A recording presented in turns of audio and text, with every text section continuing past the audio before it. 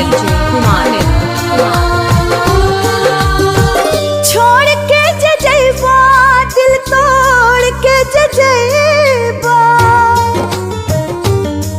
हो छोड़ के जजेबा दिल तोड़ के जजेबा, तोहरा बिना हम तार जाइब नाता, दे दा अपना हाथे से जहर, राजा जी खा के मर जाइब, हाय दे दा अपना हाथे से जहर, राजा जी खा के मर जाइब। DJ Anil Kumar Dhamdhampur, mobile number 6386217018।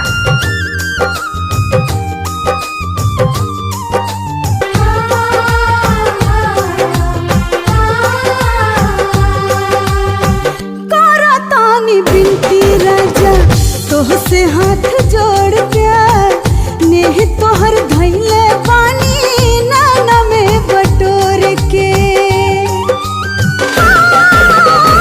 करतानी बिनती राजा तोहसे हाथ जोड़ के, नेह तोहर धैले पानी नाना में बटोर के,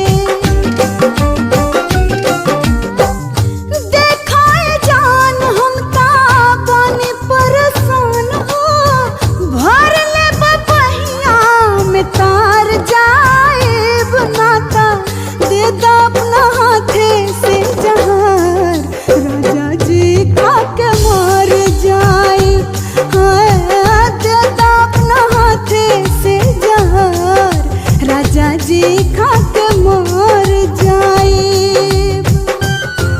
डीजे अनिल कुमार।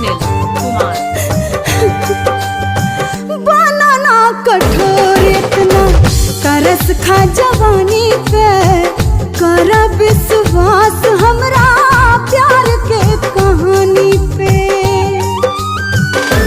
हाँ बनाना कठोर इतना तरस खा जवानी पे, कर विश्वास हमरा प्यार के कहानी पे,